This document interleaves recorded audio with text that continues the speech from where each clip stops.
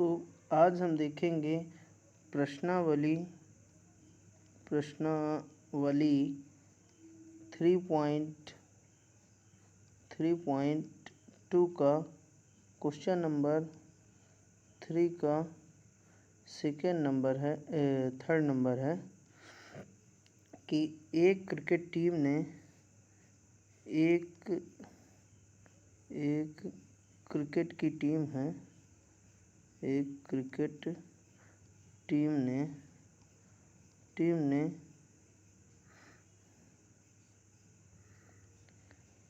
7 बल्ले व 6 गेंदों के लिए 3800 रुपये तथा पुनः 3 बल्ले व 5 गेंदों के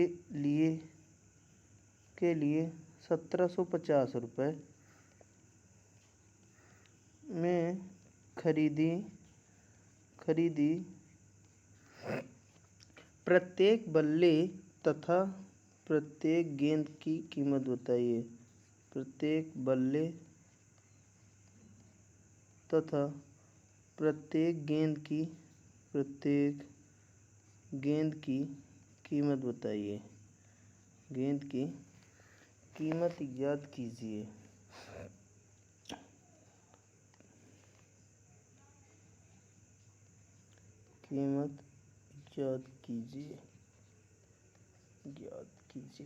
तो देखिए, ये क्वेश्चन हमारे पास जो है इसको हम सॉल्व करते हैं तो हम बहुत ही इजी मेथड से पहले तो इसको हम समझें कि ये क्वेश्चन हमसे कहना क्या चाह रहा है।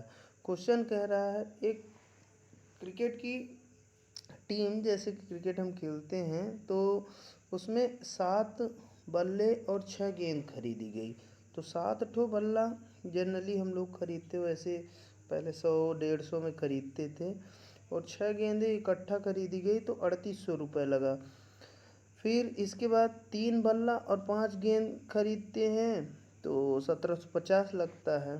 तो पूछा गया एक गेंद की कीमत और एक बल्ले की कीमत। तो हमें जो चीज़ नहीं पता है उसके लिए हम किसी वेरिएबल से मान लेते हैं, हमें नहीं पता है तो माना। अब देखिए और समझिए क्वेश्चन को हम किस प्रकार से वेरिएबल के द्वारा फिट करते हैं और हल निकालते हैं। माना एक बल्ले की कीमत कितनी मान लेते हैं, x रुपये, व एक गेंद की कीमत कितनी है,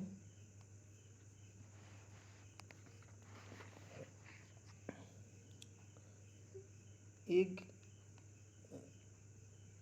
गेंद की कीमत भी क्या मान लेते हैं, 22 रुपये। एक गेंद की कीमत कितनी है, 22 रुपये है। तो 7 बल्ले की कीमत, अतः 7 बल्ले की कीमत कितनी हो जाएगी, 7 बल्ले की कीमत कितनी होगी, इक्वल टू 7x होगी। वह 6 गेंदों की कीमत कितनी हो जाएगी, गेंद को हमने 22 माना है, 6 गेंदों की कीमत क्या होगी, 22 रुपये। तो प्रश्नानुसार दोनों की कीमत एक साथ हम कितनी ज्ञात करें।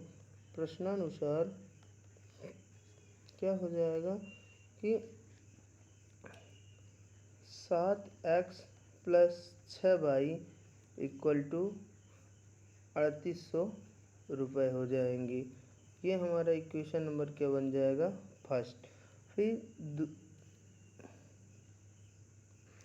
तथा सेकेंड कंडीशन में 3 बल्ले और 5 गेंद। तो 3 बल्ले का क्या हो जाएगा, 3x, और 5 गेंद का क्या हो जाएगा, 5/। और दोनों की कीमत का टोटल कितना है, 1750 रुपये है। 1700 लिख दिए थे, 1750 रुपये होगी। इक्वेशन नंबर इसका क्या हो गया, ये सेकंड हो गया। अब हमें फाइनली इसका टोटल कैलकुलेशन करना है, तो हम मेथड यूज़ करना है हमको प्रतिस्थापन विधि। तो प्रतिस्थापन विधि से इसे निकालने के लिए हम वही मेथड अपनाएंगे। प्रतिस्थापन विधि में क्या होता है कि पहले हम दोनों समीकरण में से किसी एक समीकरण से x का मान निकाल लेते हैं, और जिस समीकरण से निकालेंगे उसके दूसरे वाले समीकरण में हम x का मान रख देंगे। तो चलिए हम सेकंड से निकालते हैं इक्वेशन नंबर सेकंड में। तो सेकंड को लिखते हैं 3x + 5y = कितना दिया है, 1750 रुपये। इसमें से हम क्या करेंगे, x की वैल्यू निकालेंगे। तो देखते हैं x कहाँ है, यहाँ पे लिखा हुआ है। तो इसको हमें क्या करना है, इस साइड पक्षांतर करना है। तो 1750 रुपये माइनस क्या हो जाएगा, 5y, और इधर हमारा कितना बचेगा, 3x। अब ये हम देख रहे हैं कि 3 × x है, मल्टीप्लाई में है। तो x बराबर जब हम निकालेंगे तो ये कितना आ जाएगा, डिवाइड में 1750 माइनस 5y, और डिवाइड में कितना आ जाएगा, डिवाइड में 3 आ जाएगी। ये हमारी क्या हो गई, x की वैल्यू हो गई। जैसे ही हम x की वैल्यू ज्ञात कर लेते हैं, तो अब हमें y का वैल्यू निकालना पड़ेगा। तो इसके लिए क्या करेंगे, अब हमने चूँकि समीकरण नंबर किससे निकाला है, 2 से निकाला है। तो समीकरण 1 में x का मान रखने पर, समीकरण 1 में x का मान रखने पर हम क्या पाते हैं, x का मान रखेंगे। तो पहले हम समीकरण 1 को लिखेंगे, 7x + 6y = कितना है, 3800 रुपये है। अब यहाँ पे x का मान देखिए कैसे हम रखेंगे, 7, ये जहाँ 7 के बगल में x है तो ये मल्टीप्लाई है। x की जगह को पहले खाली कर लें और बाकी सबको उतार लें एज इट इज़, ये उतर आया। x की जगह में अब हम रखेंगे तो 1750 माइनस 5y, और डिवाइड में क्या है, ये 3। इस प्रकार से हम इस वैल्यू को पुट कर लेंगे, और हम पाते हैं कि ये कितना है, 7 × 1750 माइनस में 5y डिवाइड बाई क्या है, 3 + 6y = दिया है क्या, 3800 रुपये। अब देखिए हम यहाँ पर ये 7 को इसमें पहले हम मल्टीप्लाई करेंगे, इससे भी कर लेते हैं, और 7 का मल्टीप्लाई हम इससे भी कर लेते हैं। तो हम क्या पाते हैं कि हमारे पास कितना आ जाएगा, ये 12,250 रुपये माइनस ये 35y आ जाएगा, और डिवाइड बाई ये क्या है, 3 है, प्लस 6y = कितना आ गया हमारा, 3800 रुपये। अब देखिए ये हमारा इतना पार्ट बटे में है, भिन्न में, और ये वाले दोनों पार्ट अभी हम देख रहे हैं कि बटे में नहीं है, भिन्न में नहीं। तो इसके हम बटे क्या कर लें, 1 कर लें, और यहाँ पे भी हम बटे क्या कर लें, 1 कर लें। तो पहले इन दोनों को, आपको पता होगा कि इन दोनों का एलसीएम होता है, इन दोनों का एलसीएम 3, और 1 का एलसीएम क्या आएगा, 3। और 3 का पहले इसमें हम ये 3 यहाँ पे दिया है, तो यहाँ पे हम ये 3 दिया हुआ है, तो 3 1 कम ये क्या रहेगा, 3। तो ऊपर वाले में कोई चेंजिंग नहीं होगी, क्योंकि ये नीचे हर में 3 दिया है। 3 का भाग 3 से देंगे तो 1 ही बार जाएगा, तो 1 का गुणा करेंगे तो कोई फ़र्क नहीं पड़ेगा ऊपर। और लेकिन जस्ट इसके बगल में यहाँ पे हर में क्या दिया है, 1। तो इसको हमें क्या करना है, पहले हमें 1 को हमें 3 ले जाना है, तो ये 3 बार पहाड़ा पढ़ना पड़ेगा। तो 3 का गुणा ऊपर भी होगा, 36 क्या हो जाएगा, 18y = ये क्या होगा, 3800 डिवाइड बाई 1। अब ये हम देख रहे हैं हमारा आंसर कंप्लीट है। अब यहाँ पर ये तिर्यक हम क्या करेंगे, गुणा करते हैं। तो तिर्यक गुणा करते हैं तो हम क्या पाते हैं कि 3800 इंटू कितना आ जाएगा, 3800 इंटू 3, और इधर कितना आ जाएगा, इधर 1200 12,250 माइनस 35/, प्लस क्या होगा 18/। आपको एक एक स्टेप क्लियर करा रहा हूँ ताकि कहीं दिक्कत न जाए। अब देखिए यहाँ पर हम 3800 में 3 का जब हम मल्टीप्लाई करेंगे तो हमारे पास कितना आ जाएगा, आप कर लीजिएगा। 11,000 आएगा 400 रुपये। और हमारे पास बाकी हम सभी चीज़ों को क्या करेंगे, उतार लेंगे। यह 12,250 रुपये माइनस 35/, प्लस क्या है 18/। अब इसको हम क्या करेंगे, पक्षांतर करेंगे तो इधर ले जाएंगे तो ये प्लस से क्या हो जाएगा, माइनस में हो जाएगा। माइनस 12,250 रुपये। और इधर कितना आएगा, माइनस 35/, प्लस 18/। अब देखिए इसमें ये घटेगा तो घट करके कितना आ जाएगा, ये चूँकि यहाँ पर ये छोटी संख्या आगे लिखी है और बड़ी संख्या बाद में, तो छोटी संख्या में बड़ी संख्या घटेगा तो ऑटोमेटिक ये क्या आएगा, माइनस आएगा। तो ये माइनस कितना आएगा, 850। अब यहाँ हम देख रहे हैं ये 18, यहाँ बच्चे सबसे ज़्यादा गलत यहीं पे करते हैं। इनको पता ही नहीं होता, बस ये रटे रहते हैं, ये माइनस प्लस माइनस होगा, यहीं पे गलती होती है। ये यहाँ समझो 18 प्लस में है और 35 क्या है, माइनस में है। तो हमारा ओवरऑल माइनस ज़्यादा है। माइनस क्या है, 35 रुपये, मतलब एक प्रकार से उधार है। और प्लस में 18 ही है। तो हम यहाँ पे बार बार ये डिस्टर्ब, प्लस में हमारे 18 ही है। तो हम क्या करते हैं, इस 18 से इस 35 को हम कंप्लीट करते हैं। तो हमारे पास ये जो है ये केवल कितना रहेगा, ये 35, ये जो माइनस 35 है इसको हम ऐसा भी लिख सकते हैं, माइनस 17/, और माइनस 18/, और प्लस क्या लिख सकते हैं 18/। तो ये प्लस 18/, माइनस 18/, इतना ही ये दोनों मिलके 0 होंगे, लेकिन ये एक्स्ट्रा बच जाएगा, माइनस 17/, बच जाएगा। ये मैं इसलिए डिटेल में बता रहा हूँ कि बार बार बच्चे यहीं पे गलती करते हैं। तो y इक्वल टू कितना आएगा, ये 17 क्या होगा, ये बटे में जाएगा तो इसके बटे में जाएगा तो ये पूरा माइनस सहित जाएगा, तो ये माइनस माइनस कट जाएगा और 17×5 = 85, ये y का जो वैल्यू आ जाएगा वो क्या आ जाएगा, 50। तो y हम किसकी माने थे, कीमत, y हम माने थे एक गेंद की कीमत। और अब हमारा क्या बचा है, x। तो x के लिए हम क्या करेंगे, इस y की वैल्यू को चाहे समीकरण 1 में रख दें, चाहे 2 में, चाहे 3 में। तो इसको हम समीकरण नंबर 3 में ही रखते हैं। अतः समीकरण 3 में रखते हैं, समीकरण 3 में, 2 में, आप किसी में भी रख लीजिए, आ जाएगा। समीकरण 3 में y का मान रखने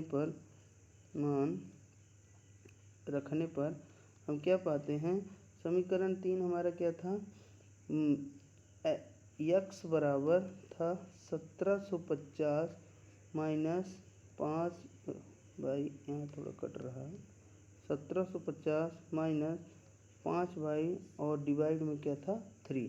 तो इसका हम जब वैल्यू रखेंगे तो 1750 माइनस 5 इंटू बाई की जगह में हम क्या रख देंगे 50। तो यहाँ ये मल्टीप्लाई है और डिवाइड बाई 3, तो ये आ जाएगा 1750 माइनस में कितना आ जाएगा 250 होगा, और डिवाइड बाई 3 ये बन जाएगा 1500, और डिवाइड बाई 3 इसको काटेंगे तो 5 यहाँ 15, यानी 500 रुपये ये बनेगा। तो हम क्या पाते हैं कि हमारी जो x की वैल्यू आई वो क्या है, 500 रुपये। अर्थात x की वैल्यू मतलब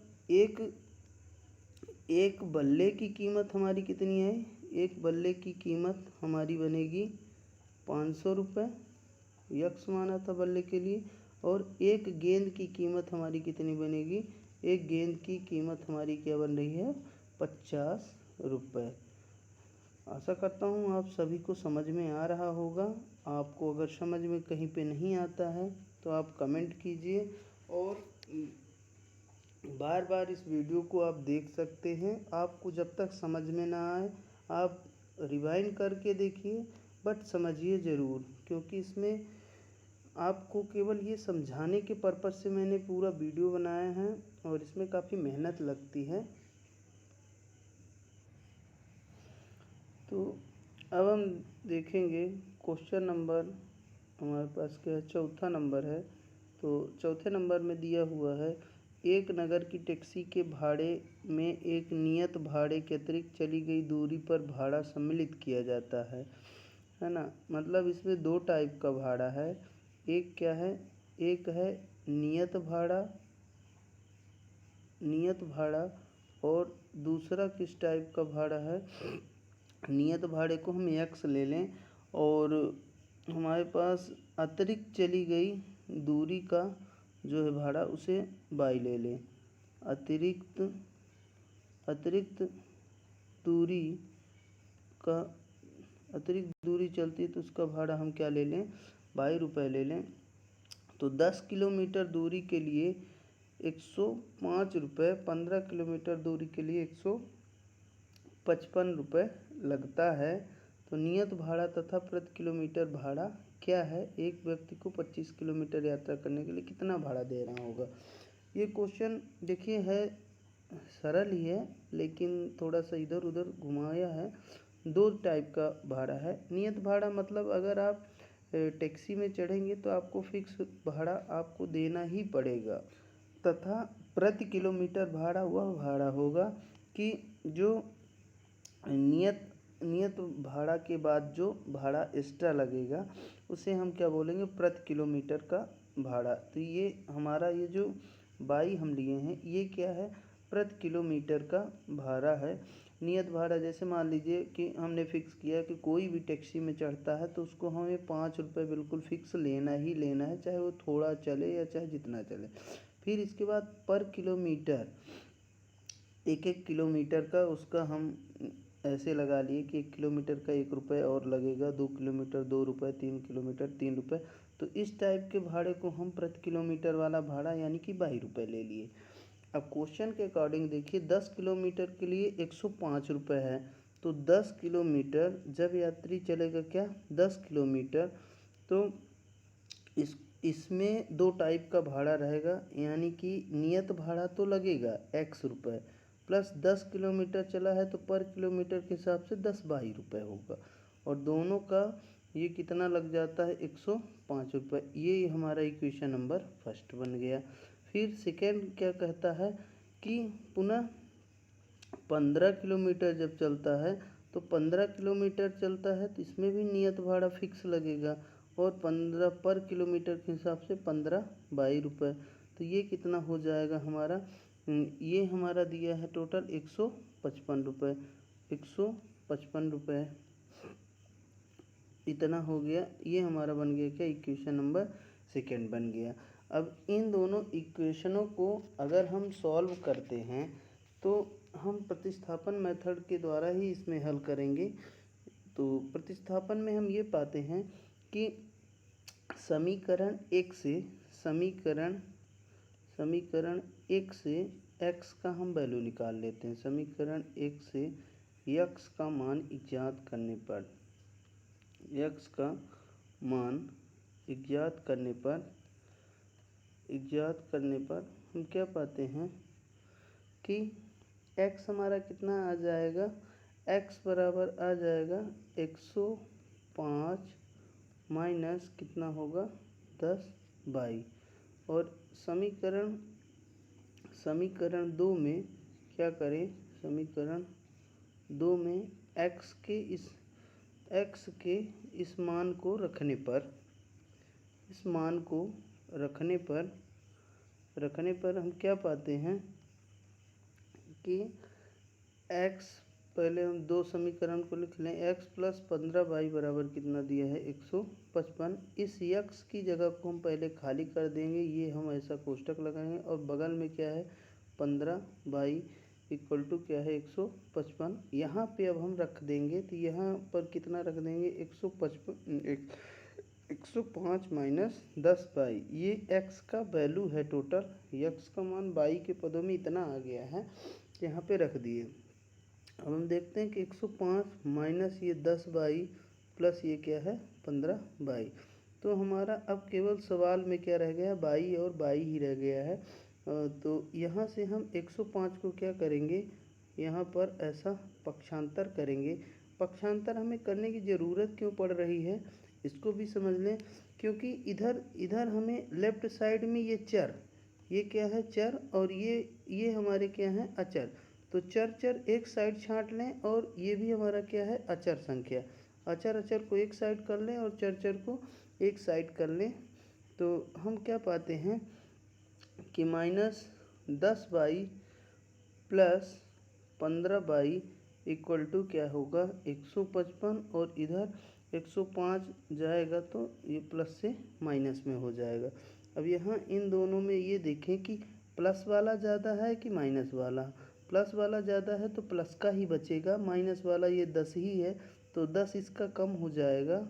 प्लस 15/, में ये 10/, माइनस हो जाएगा, मतलब तो हमारे पास प्लस वाले का बचेगा। प्लस का कितना बच जाएगा 5/। तो यहाँ 155 में 105 घट जाएगा तो ये कितना आ जाएगा 50 आ जाएगा। तो यहाँ पे बाई इक्वल टू ये 5/, मतलब 5 गुणा बाई है, 50 बटे क्या आ जाएगा, गुणे से बटे में आ जाएगा 5, तो ये आ जाएगा बाई बराबर 10।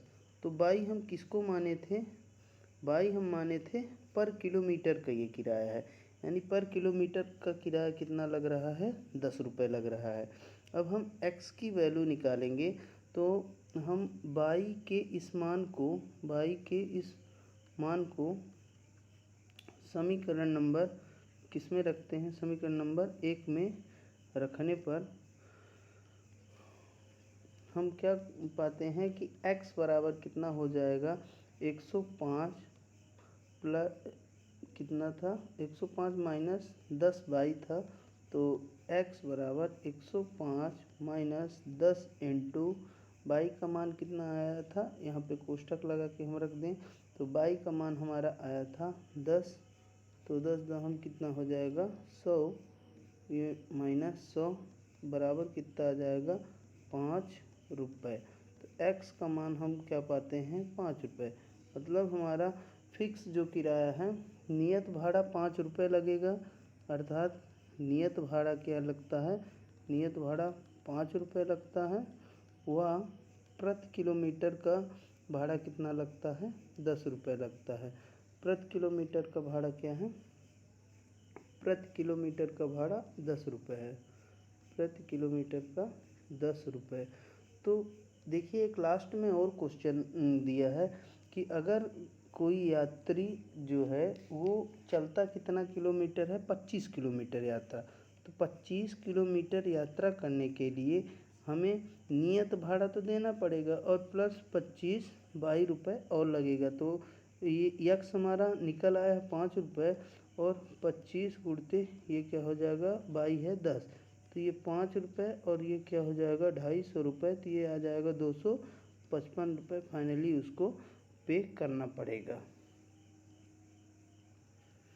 अब हम देखते हैं इसी का क्वेश्चन नंबर 5 है, किसी भिन्न के अंश और हर दोनों में 2 जोड़ दिया जाए। मैं अब क्वेश्चन नहीं लिख रहा हूँ, इनका केवल सॉल्यूशन दे रहा हूँ। क्वेश्चन आप बुक से देख लीजिए, बार बार क्वेश्चन लिखने में समय जाता है।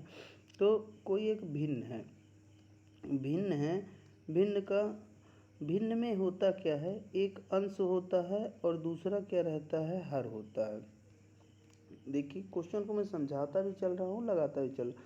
भिन्न में अंश और हर होता है, तो कह रहा है अंश और हर दोनों में 2 जोड़ दिया जाए, ठीक। तो वह 9 इसमें कह रहा है इसमें अंश में भी 2 जोड़ दो और हर में भी 2 जोड़ दो, तो ये बराबर कितना हो जाती है 9/11 हो जाती है।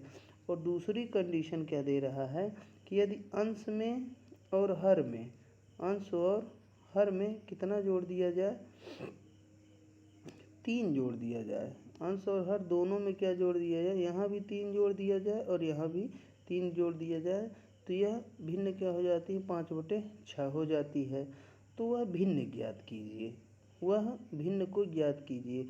तो भिन्न को ज्ञात करना है, इसका मतलब भिन्न में क्या होगा अंश और हर होगा, तो हमें अंश और हर कितना होगा इसे ज्ञात करना है। तो देखिए जो हमें क्वेश्चन दिया है, जो पूछ रहा है कि जो ज्ञात करना है उसी को मानना पड़ता है। तो क्वेश्चन के अंश को हम मान लेते हैं, चाहे x मान लें अथवा a b मान लें। तो यहाँ x लेते हैं और हर को हम क्या ले लेते हैं, y। हमारी भिन्न क्या बन जाएगी, x बटे y। अब क्वेश्चन के अकॉर्डिंग करते हैं, प्रश्नानुसार क्या है, प्रश्नानुसार जिस प्रकार से क्वेश्चन करता है उसी प्रकार से आप करते चलिए। तो ये क्वेश्चन बहुत सरल होते हैं। तो एक्स बटा बाई, इसमें बोला है कि अंश और हर में क्या जोड़ दिया जाए, 2। तो हम इसमें अंश और हर में 2 जोड़ेंगे तो ये कितना हो जाता है, 9/11। अब ये जैसे ही समीकरण बनता है तो ये भिन्न के रूप में बनता है, तो इसका हम ऐसा तिर्यक गुणा कर लें। बहुत बच्चों से तिर्यक गुणा भी नहीं करते बनता, तो उसके लिए ध्यान से देखेंगे। ये जो नीचे वाला है ये सीधे ऊपर चला जाए, इसका हर, इसका जो हर है ये किससे गुणा होगा, इधर राइट वाले के अंश से। और इसका जो हर है ये किससे गुणा होगा, ये ऊपर वाले अंश से गुणा होगा। तो इसको देखिए लिखेंगे कैसे, इसको हम लिखेंगे ये 9 गुणा बाई प्लस 2, और इसको लिखेंगे 11 गुणा एक्स प्लस में 2। अब यहाँ गुणा करेंगे तो ये आ जाएगा 11x और 11 दूना ये क्या होगा 22, इधर 9 बाई और प्लस 9 दूना ये क्या होगा 18। अब इसमें देखिए यहाँ भी चर है यहाँ भी चर है, तो चरों को हम एक साइड करेंगे यानी पक्षांतर करना पड़ेगा। ये पक्षांतर होके इधर आएगा, तो ये अभी यहाँ पे प्लस में है तो यहाँ क्या आ जाएगा माइनस में 9 बाई, इधर बराबर 18, इधर अचर तो ये 22 को इधर ले जाना पड़ेगा। तो 22 का चिन्ह अभी यहाँ पर क्या है प्लस, ये हो जाएगा यहाँ पर माइनस। अब ये 18 में 22 घटेगा तो माइनस में क्या आ जाएगा 4, और इधर आ जाएगा 11x minus 9y equal to -4। ये इक्वेशन क्या बन जाएगा हमारा फर्स्ट। फिर हम पुनः करेंगे दूसरी शर्त के हिसाब से, x बटा वाई अंश और हर में हमें क्या जोड़ना है, अंश और हर में 3 जोड़ना है। तो 3 जोड़ देते हैं, यहाँ भी 3 यहाँ भी 3, तो ये क्या हो जाता है 5/6। और हम तिर्यक गुणा फिर से करेंगे, ठीक उसी प्रकार से करेंगे, इसको समझ के करिएगा। मैं थोड़ा किए दे रहा हूँ। x प्लस क्या होगा 3, और इधर क्या होगा 5, बाई प्लस क्या होगा 3। अब यहाँ गुणा करेंगे तो पहले इससे होगा फिर इसके बाद इससे होगा, तो ये आ जाएगा 6x और ये आ जाएगा 6 × 3 यानी कि 36 18 होगा। फिर यहाँ 5 का गुणा 22 से होगा तो ये क्या आ जाएगा 5y, और 5 का गुणा क्या होगा 3 से होगा तो ये क्या आ जाएगा 5 तिया 15। अब इसको हम पक्षांतर करेंगे तो चर 6x चर है और 5y चर है, तो ये इधर आएगा लेफ्ट साइड में 6x माइनस क्या आएगा 5y इक्वल टू 15 माइनस क्या होगा 18। 15 में 18 घटेगा तो ये क्या आएगा -3। 6x में 5y ये नहीं घटेगा तो ये चुपचाप इसी प्रकार उत्तर आएगा। ये इक्वेशन नंबर क्या हो जाएगा, सेकेंड हो जाएगा। अब आपको 2 समीकरण मिल गए हैं, दोनों समीकरण को आप लिख लीजिए। तो ये फाइनली हमारे पास क्या क्या आ जाएंगे, पहला समीकरण को हम यहाँ पे लिख लें तो ये हमारे पास आ जाएगा 11x minus 9y equal to क्या है -4। इक्वेशन ये फर्स्ट था। और सेकेंड नंबर का जो हमारे पास इक्वेशन आया था वो आया था 6x minus 5y equal to क्या था -3। ये इक्वेशन नंबर क्या था, सेकेंड था। अब हम इक्वेशन सेकेंड अथवा फर्स्ट से क्या करें, x का मान निकाल लें। तो यहाँ पर हम मान निकालते हैं, इक्वेशन सेकेंड से निकाल लेते हैं। सेकेंड से x का मान ज्ञात करने पर, मान ज्ञात करने पर हम क्या पाते हैं कि 6x इक्वल टू -3 प्लस में क्या होगा 5y, तो x इक्वल टू क्या आ जाएगा -3 प्लस 5y और डिवाइड बाई क्या आ जाएगा 6। ये हमारा x का मान y के टर्म में दिया हुआ है। अब हम इसे क्या करेंगे, इसे हम समीकरण 1 में रखेंगे तो समीकरण एक में यक्स का मान रखने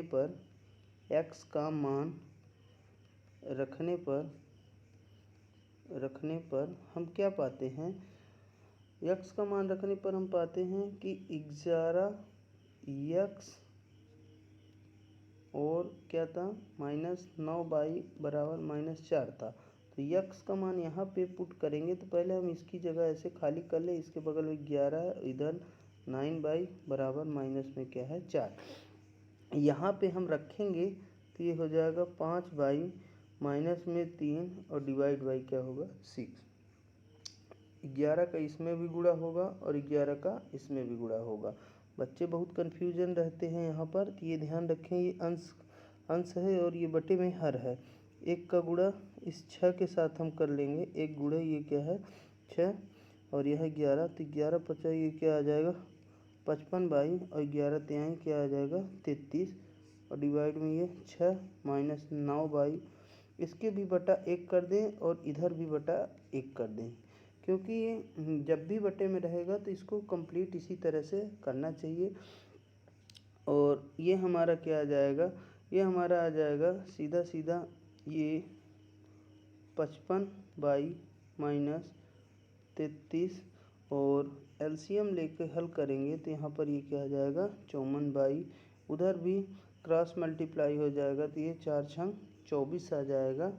और अब हम y और y को एक साथ कर लें, चरों को एक साथ, ये और ये एक साथ हो जाएगा 55y माइनस 54y, और इस 33 को हम क्या करेंगे बराबर के उस साइड ले जाएंगे तो ये प्लस में हो जाएगी, तो -24 और प्लस में क्या आ जाएगी 33, तो ये कितना आ जाएगा यहाँ पे 9 आ जाएगा। y का मान हम फाइनली क्या पाते हैं कि 9 आएगा। अब हमें x का मान निकालना है, तो समीकरण 2 में चाहे रख लें, समीकरण 2 में रखने पर समीकरण 2 में रखते हैं तो हम क्या पाते हैं कि x बराबर 5y माइनस 3 बटा में क्या है 6, तो x बराबर कितना आ जाएगा 5 गुणित 9 माइनस 3 बटा 6, तो ये 6 नहीं है 54 माइनस 3 बटा क्या आ जाएगा 6, x बराबर क्या होगा नहीं यहाँ पे 45, हाँ 45, मान गलत हो गया क्या,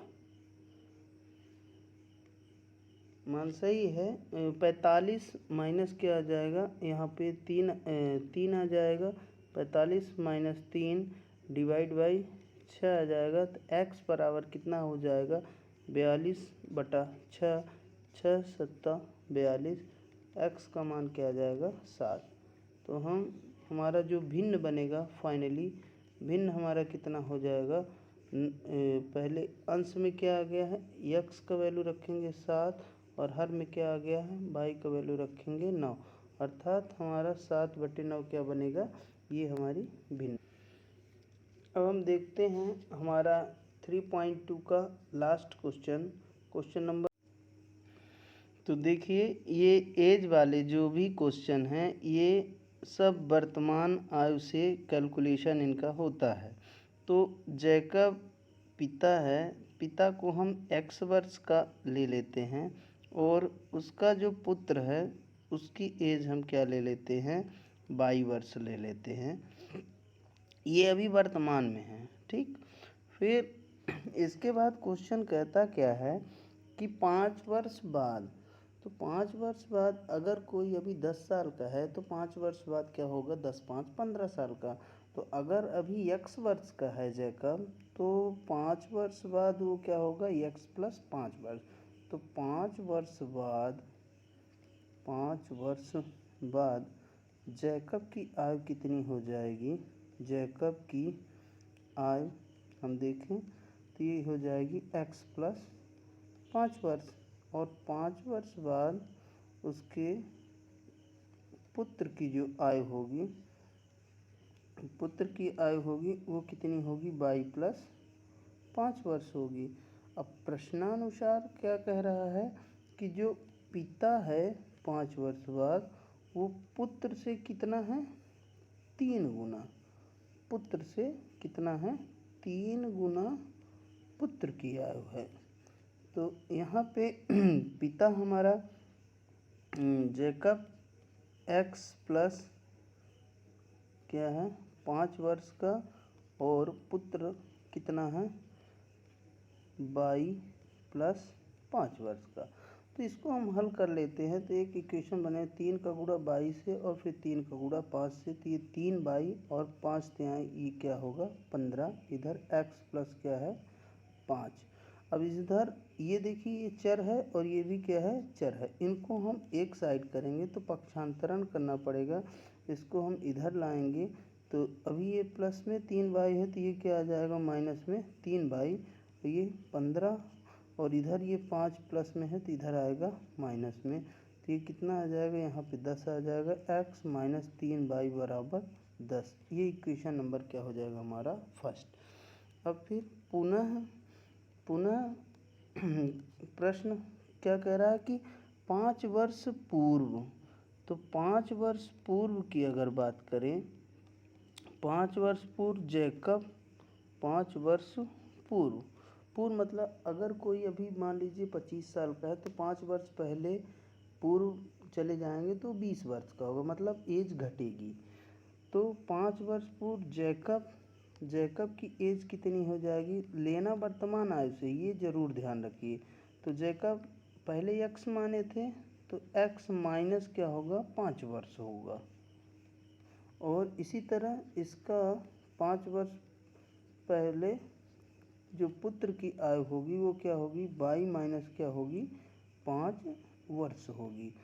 और इसमें शर्त क्या दे रहा है, प्रश्नानुसार ये कह रहा है कि जो पिता है वो पुत्र से कितना हो जाता है 7 गुना हो जाता है पुत्र का, पिता हो जाता है 7 गुना पुत्र का, यानी पुत्र में 7 का गुना कर देंगे तो पिता के बराबर एज में आ जाएगा। तो यहाँ पे वैल्यू रख दे तो पुत्र y माइनस 5 और यहाँ पे पिता x माइनस 5, इससे समीकरण बना लें।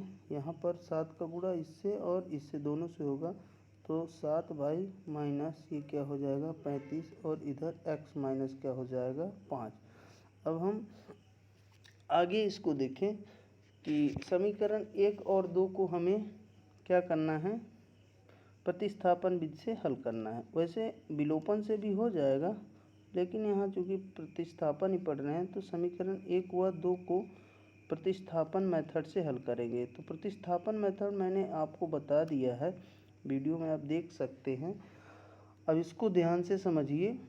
अब जैसे ही इक्वेशन बन जाता है तो ये बहुत ही सिंपल होता है, इसको अब हम सॉल्व कर सकते हैं। तो हमारे पास जो x की वैल्यू हम निकाल लें, ये कितनी आ जाएगी, ये 7y माइनस क्या आ जाएगी 30 आ जाएगी। x के इस मान को समीकरण नंबर 1 में रखने पर, 2 से हमने निकाल लिया और 1 में क्या करते हैं रख देते हैं। तो 1 में रखेंगे तो 1 नंबर का समीकरण हमारा कितना है, हमारा है 7y माइनस यहाँ पे 30 कर दें और माइनस ये क्या आ जाएगा 3y इक्वल टू क्या होगा 10। ये मैंने सीधे वैल्यू रख दिया है, अब आप तो समझ ही गए होंगे।